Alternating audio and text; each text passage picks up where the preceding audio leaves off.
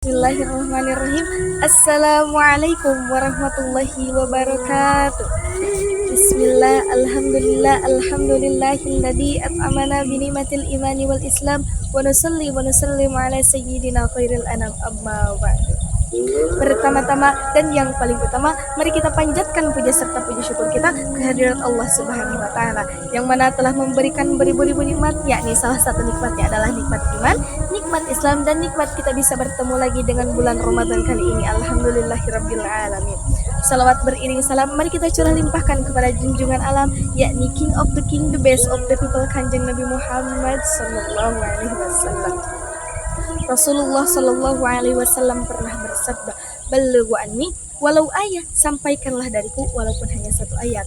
Maka dari itu, pada kesempatan kali ini, izinkan saya untuk memaparkan satu baris kata yang akan menjadi beberapa makna, yakni tentang iman bukanlah warisan.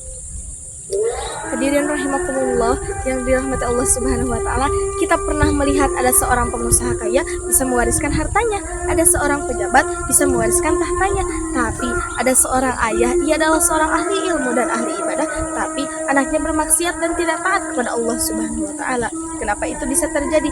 Karena yang namanya keimanan itu tidak bisa diwariskan, tapi yang namanya keimanan itu dibentuk, diupayakan, lalu ditanamkan.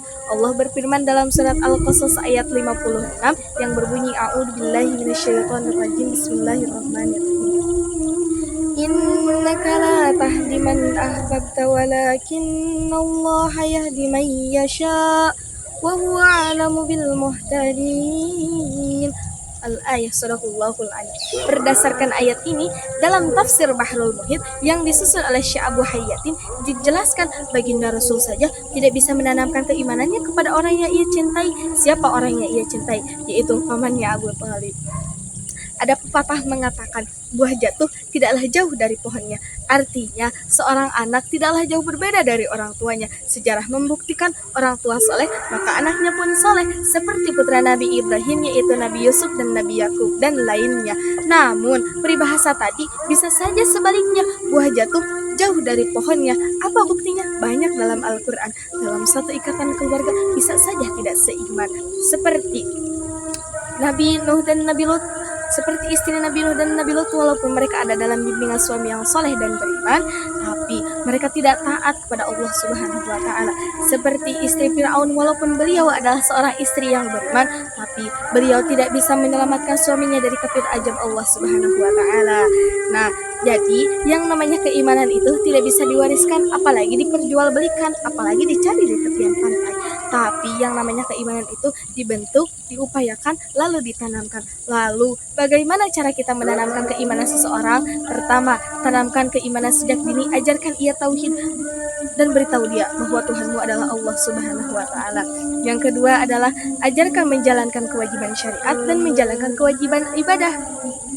Rasulullah Shallallahu alaihi wasallam pernah bersabda, "Khairukum ma ta'allamal Qur'anahu 'allamahu." Sebaik-baik kalian adalah orang yang mempelajari Al-Qur'an. Maka dari itu, mari kita ajarkan menjalankan kewajiban ibadah. Contoh ibadah seperti sholat 5 waktu, mempelajari Al-Qur'an dan mengajarkannya. Yang ketiga adalah akhlak budi pekerti. Rasulullah Shallallahu alaihi wasallam pernah bersabda, orang yang paling sempurna keimanannya adalah orang yang paling baik akhlaknya. Maka dari itu, mari kita tanamkan keimanan, karena yang namanya keimanan itu tidak bisa diwariskan, tapi yang namanya keimanan itu dibentuk, diupayakan, lalu ditanamkan. Mungkin hanya itu yang dapat saya sampaikan. Unzur ma'qala wala tanzur ma'qala. Jangan melihat siapa yang menyampaikan, tapi dengar apa yang disampaikan. Allahul muwaffiq ila aqwamit thoriq. Wassalamualaikum warahmatullahi wabarakatuh.